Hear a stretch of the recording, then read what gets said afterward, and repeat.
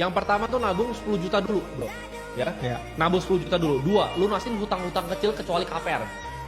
Gue kasih pengecualian nih KPR. Kalau udah terlanjur kena jeratan, kecuali lu Alfian kerja sini lunas, enak kan? Iya. Nah, Ya, kecuali lu kerja di sini Alfian. mau lunas ini Kalau- dilarang riba. Iya, kalau di sini dilarang riba soalnya.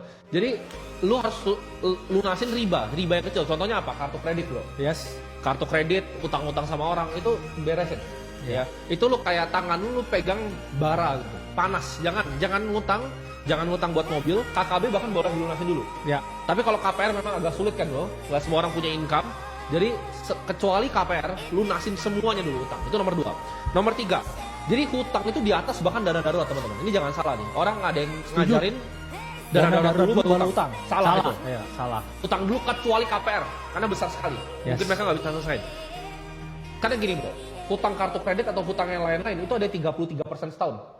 Ya. Jawabannya investasi itu sulit sekali 33% setahun. Pasti. Jadi lu Kamu pasti kalah. ngalahin ribanya nggak bisa. Bener, lu Gimana? ngalahin riba aja nggak bisa. Iya. Kita nih disuruh balapan sama riba 33%, ampun bos. Gitu.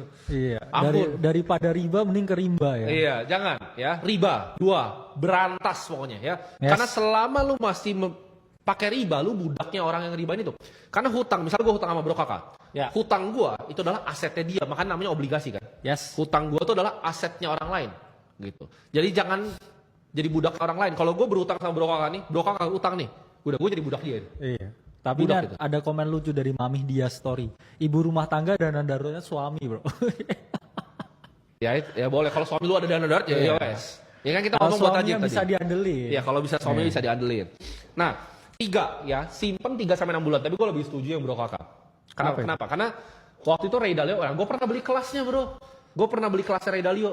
Tapi bang, Nah, kan mereka bilang gak ada kelas. Ray Dalio punya kelas. Nah, bingung kan lu cari di mana? Gue beli Bang, kelasnya. Nah, di kelasnya Ray Dalio dia ngajarinnya gini. Kalau dana darurat, dia bilangnya bukan cuma dana darurat sih. Kalau dia agak ekstrim. Jadi satu itu dia bahkan mintanya tahunan. yes. Karena mungkin traumanya dia ya. Dia pernah bangkrut. Dia bilangnya tahunan. Tapi tahunan itu, bro, misalnya kayak 5 tahun ya menurut dia. Itu masih dikali. Kenapa? Karena ekspektasi ini digerus sama inflasi. Jadi dana darurat Ray Dalio itu dia berekspektasi untuk digerus sama inflasi. Jadi gue setuju. Kalau misalnya gue bilang 3 bulan tadi, harusnya sebenarnya Bro Kakak ya yang bilang lebih bagus. Jadi kan dia 20 juta tuh pendapatan, bro. Gue bilang 60. Itu harus ya 120 plus 10 yang tadi. Harusnya. 130 juta dulu di rekening. Benar. Ya. Sama nih karyawan gue juga dari dulu gue ajarin sama, bro. Gue kemarin anak-anak Clipper kan baru masuk. Gue bilang, ada yang udah nanya, investasi apa bang? Lu punya 100 juta gak di rekening lu? Enggak, ya udah diem lu aja. Ya, tangga nomor 3, dana darurat. Ya, tangga nomor 4, minimal 20%. Kalau gue agak keras, biasa ada yang bilang 10 enggak, gue minimal 20 investasi. Ya, jadi, nah investasi ini kan menyerang. Setelah lu udah punya basisnya tadi 130 juta, oke saatnya nih nyerang. Nah nyerang ini ada 2 teman-teman. Ya. Nyerang itu ini konsep finansial, ini gua akan coba jelaskan dengan bahasa yang masih bisa masuk ke otak kalian ya. Ada 2 konsep dalam menyerang dalam investasi. Ada beta sama ada alpha. Beta itu adalah market. Contohnya, lu investasi di saham Indonesia. IHSG itu adalah beta. Ya. Jadi kalau lu nggak mau pusing-pusing, itu lu ambil yang beta nih. Jadi lu dapat semua return market ya. Contohnya di Amerika tuh SPX. Yes. Jadi S&P 500. S&P 500. Lu jadi langsung beli 500 perusahaan terbesar, lu IHSG langsung beli sesuai dengan bobot masing-masing saham di IHSG.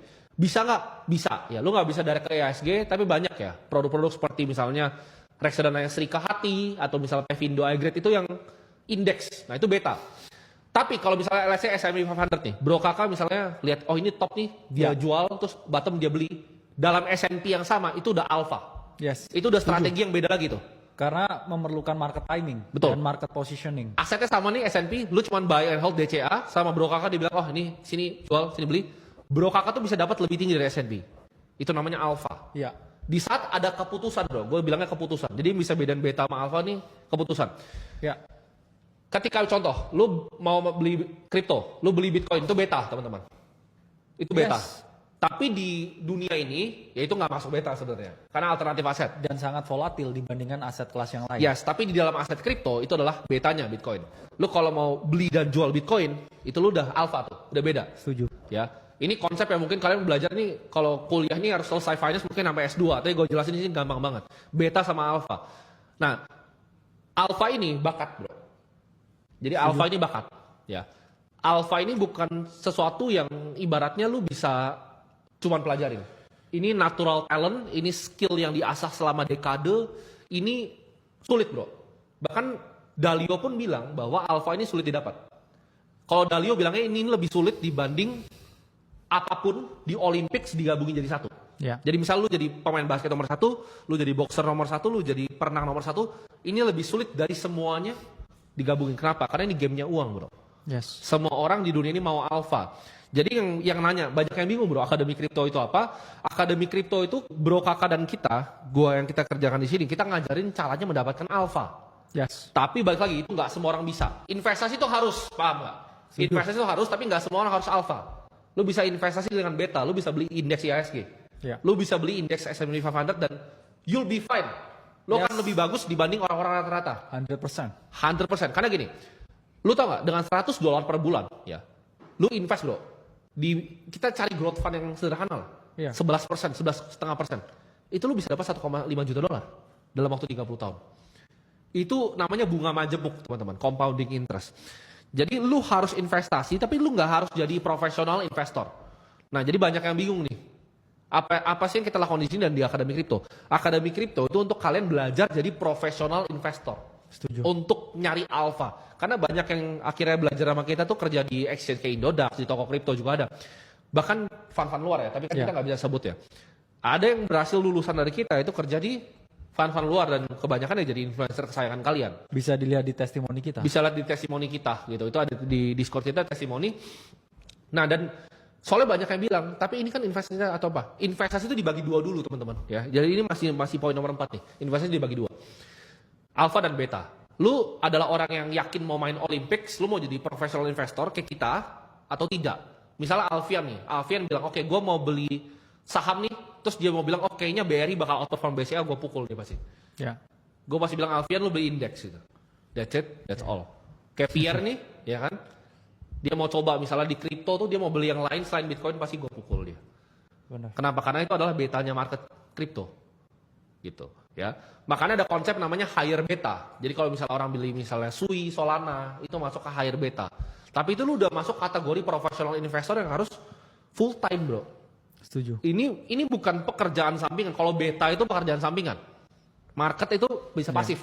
Contoh, Najib tadi. Najib itu kerjanya apa? Dia kan kerja di pertanian, bro. Ya. Najib bisa sisin misalnya 5 juta uangnya, dia main beta nih, dia invest di misalnya indeksnya Jepang atau S&P 500. Najib will be good. Gitu. Ya. Lu tabung dulu 130 juta Najib, lu beli indeks, lu beli Bitcoin indeks, misal bagi dua lu barbel lah, 50% S&P, 50 Bitcoin, silakan. Itu ntar lu jadi miliarder, Najib. Yes. You will be miliarder in no time dengan 10, income power 20 segitu. tahun lah ya. Iya. In no time-nya. Untuk 10 normal tahun. people. Iya. Dan itu pun juga lebih bagus daripada Daripada lu kayak jadi gambler. Karena 90% orang di dunia ini. gue yakin bro, banyak nanti kalau kita telepon di sini ya, yang udah tua, terus nggak ada tabungan, itu 100% salah lu. Ya, Lu setuju. kalau sampai jadi tua, tapi nggak ada tabungan bro, ada yang bilang, tapi kan income gue stagnan, lu yang stagnan. Iya. Kenapa nggak income orang di sini bisa nggak stagnan? Lu yang skill lu yang stagnan, gitu. Nah, gimana caranya improve income? Nah, itu nanti kita bahas nanti bro, cara improve income. Tapi kita lanjut Setuju. tangganya dulu. Nah, tangganya ini sebenarnya gue ganti bro, banyak yang gue ganti, karena gue banyak terinspirasi sama dia juga. Yes. Yang kelima ini gue ganti. Tadinya dulu gue ingat tanggal kelima tau gak apa bro? Dana pensiun. Cuman dana pensiun itu sebenarnya masih jauh teman-teman, ya, masih jauh.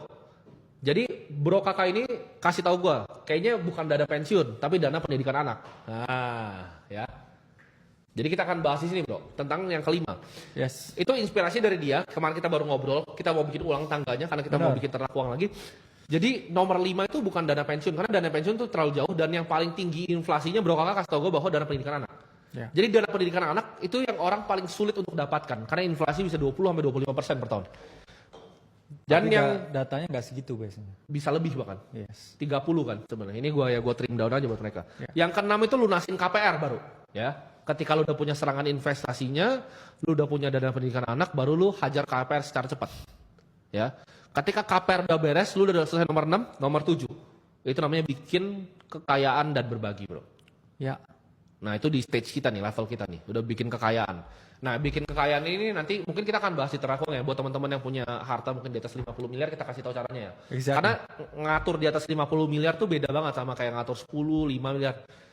Wealth preservation ya, cara lu bikin enduring wealth, lu bikin kekayaannya kayak Rockefeller, Rothschild Dan yang kita turun ke anak-anak lu gitu. juga kasih akses kita ya, Ya. untuk wealth maintaining itu dan Dan juga Gini, direct access ya. direct access ke kita dalam format gini. Kan contoh seperti misalnya lu pengen tahu kan pasti gua dana darurat pakai apa? Pasti lu pengen tahu. Yes. Tapi gua tidak akan pernah bisa share di publik, kenapa? Karena MI yang gua pakai untuk dana darurat gua yaitu teman-teman sendiri juga dan aumnya kecil-kecil, Bro. Gitu. Gua nggak pengen share itu ke kalayak luas. Tapi ntar kita kasih general advice aja, lu bisa taruh aja di produk mana, ya, apa yang lu bisa pakai untuk jaga kehidupan lo. Jadi teman-teman paham ya, tangga dana darurat itu seperti tangga ternak uang itu seperti apa. 1 ya nabung 10 juta, 2 itu lunasin semua hutang, 3 simpan dana darurat, 4 invest minimal 20%, pilih beta atau alpha, 5 itu dana pendidikan anak, 6 itu lunasin KPR, 7 itu bikin kekayaan, jaga kekayaan dan berbagi ya. Setuju. Simple ya, Bro ya.